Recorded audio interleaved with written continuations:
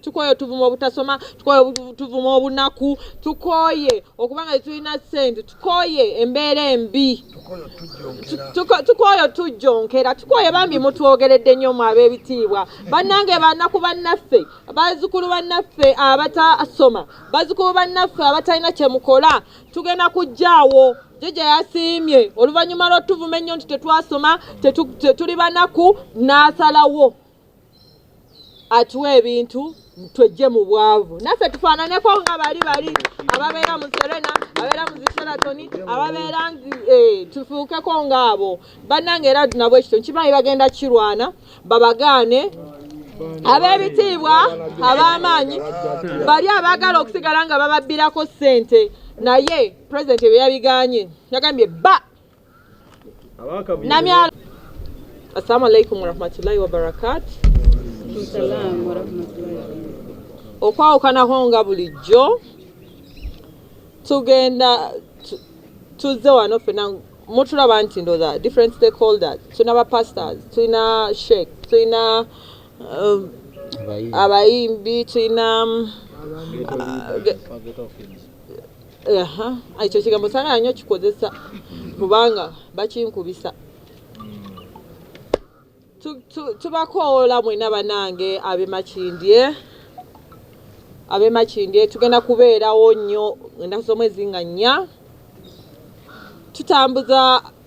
ensonga yaffe nga bwe twagiteesaako nga tukyaddeko eyo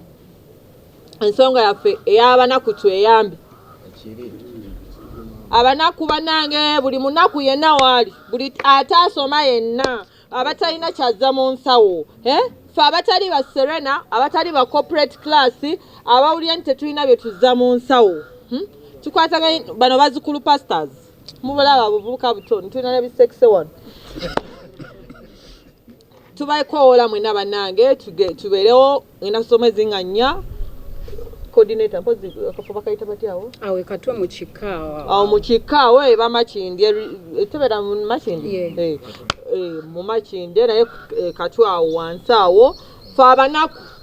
twasazeewo tukoye tuvuma obutasoma tukoye tuvuma obunaku tukoye okubanga tulina ssente tukoye embeera embi tukoye tujjonkera tukoye bambi mutwogeredde nnyo mu ab'ebitiibwa bannange bannaku bannaffe bazzukulu bannaffe abatasoma bazzukulu bannaffe abatalina kye mukola tugenda kujjaawo Jeje yasiimye oluvannyuma lw'otuvuma ennyo nti tetwasoma tuli banaku n'asalawo atuwa ebintu twejje mu bwavu naffe tufaananeko nga bali ababeera mu Serena ababeera mu Sheraton ababeera tufuukeko ng'abo bannange era nabo ekito nkimanyi bagenda kirwana babagaane ab'ebitiibwa ab'amaanyi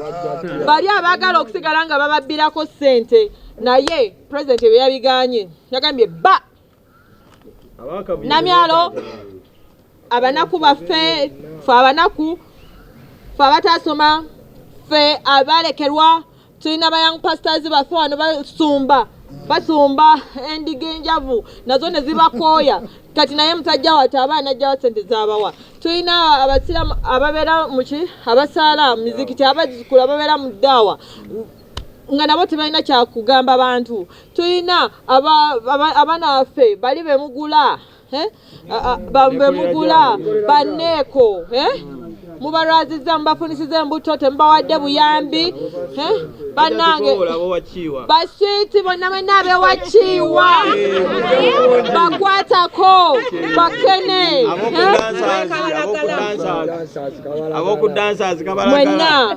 tubakoola tugenda kubeera wali eri nga tugezako okwejja mu bwavu bannange tufune ne ku njiri tugenda mu kalulu tumanyi abo bagenda bakozesa nnyo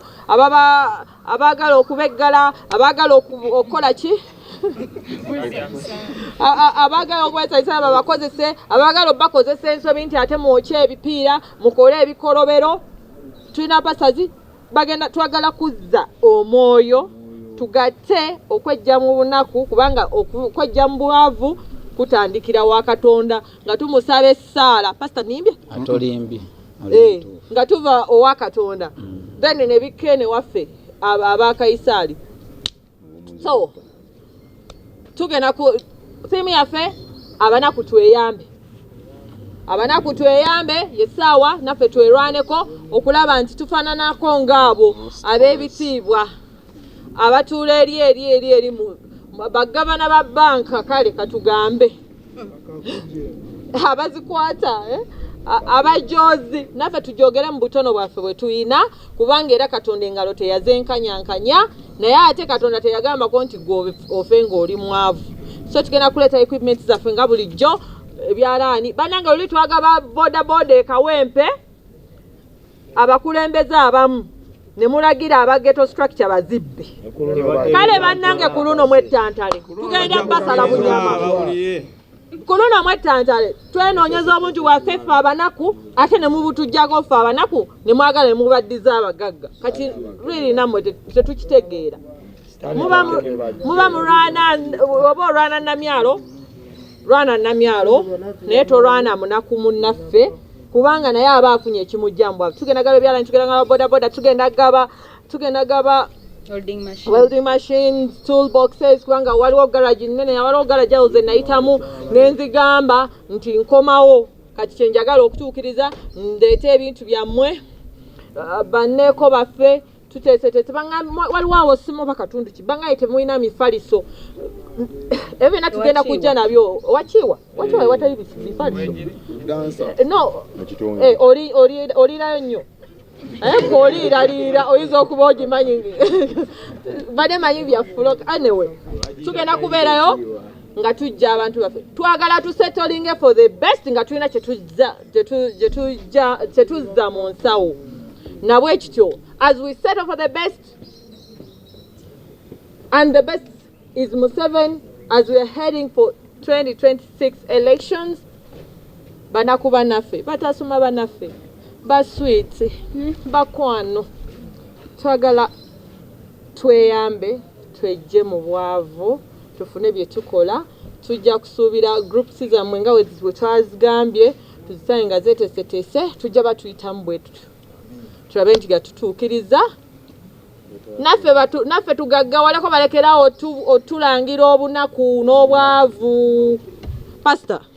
tuliiremu awo yes twagenda tubigabanga ne bagenda ne batulopa ne bagamba president nti no ebintu tubibawanga we tubijjayo unfortunately president yagenda ofinding out nga malisi omanyi nga webibeera buli mulimu gubaamu entalo n'enkokola ng'abantu bagamba nti betuwa naye ate nga gye tutali abantu bagenda bagamba president twafuna kino oba okitegeera kati ekiraga nti nno ekintu kyewagaba kifunyiddwamu waliwo n'abatuyita luli waliwo ow'olubaga eyo yatwala ekyalaani kimu naye yangamba alina ebyalaani kati 15 nangamba jangu onkyalireko ndi mu kusomesa kati at one moment tujja genda tutandika okulambulako kubanga twalambulako ko before tuddemu tulina obujulizi nti bo be wawenkoko era kati ezimu twatunda omwezi guli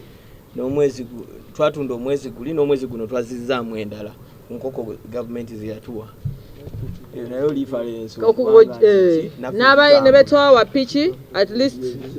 ne piki gyeziri era abaana bazivuga bodaboda kati zino piki waliwo bambi omukyala atera ozituwa Maria Maka mulina ezimu muzigiddeko anti bagamba tetubibawa omanyi bannange omanyi bannange tosobola kulwana na mukisa omukisa gusigalanga mukisa beera muleniyo obere n'omukisa gwo n'omulala omuntu amuleke abere muleniye naye abere n'omukisa gwe buli wana oyagala obere n'omululu omungi buli kimu okikwasaganya ojja kulemwa kati leka Namyalo omunaku ataasoma akwatagane n'abanaku banne abatasoma tuve mu bwavu settle for the best Museveni is the best on 4th tugenda kubeera Katwe Makindye mukiko ngawulira mukiko tulwane okwejja mukiko okudda waggulu naffe tubeereko nga mmwe abasoma tugendeko mu Serena tukusobola okuyako kacayi ku Sheraton ebintu ng'ebyo tuve ne mbwamalaaya bannange. We are going to be there with you on 4th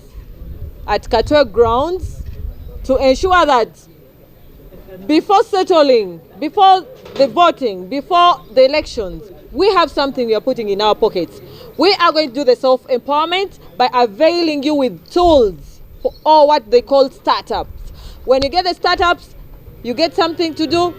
and you will be in position to settle with Museveni, because Museveni is the best. So I call upon all the prostitutes, those that they call the prostitutes, we the prostitutes, we the poor, we the illiterates, we the unprivileged, we the slum dwellers, we that feel like we are left out. This is your time, this is our time, this is the greatest opportunity. Since they didn't send me to State House or to Sheraton or to work in back of Uganda, and they sent me down to you guys, to us, the unprivileged. Kindly come, let's be part, as we get preachings from our Bazukulu pastors, Bazukulu sheikhs, Bazukulu slum leaders, Bazukulu empowerment. Let us do it together as we set over the best, and Museveni is the best 2026 and beyond, as we demand more from him. Those that feel like they can do the farming and they can do other kind of jobs, kindly come or take part in the parish development model that is at the parish level, so that you get something to do with yourself and earn a living. Don't allow to be used. Don't allow to be a loser. Don't allow to be a waste, because this is your life. This is our lives. We're the unprivileged. It's our time to benefit from this government, and the time is now. It's not tomorrow, and it's not the future. Kindly, I call upon all the unprivileged to be part of us on 4th at Katwe grounds. Yes, we have ensured the security. We are going to avail you with items like the sewing machine, toolboxes, welding machines, car washers. You guys want to start up something? We have too many vehicles in Kampala. Come get a car washer. Get started. Eradicate poverty. His Excellency Museveni, the grandfather of this nation, has given us this opportunity, and let us utilize this opportunity. Say no to protest vote. Say no to those that limit your opportunities. Say no to those that feel like you don't match the status. We are all one. God created us as one. The similarity between the rich and the poor is being born, existence, and death. Those who understand will understand, and those who don't, I rest my case. Thank you so much. Let's meet there.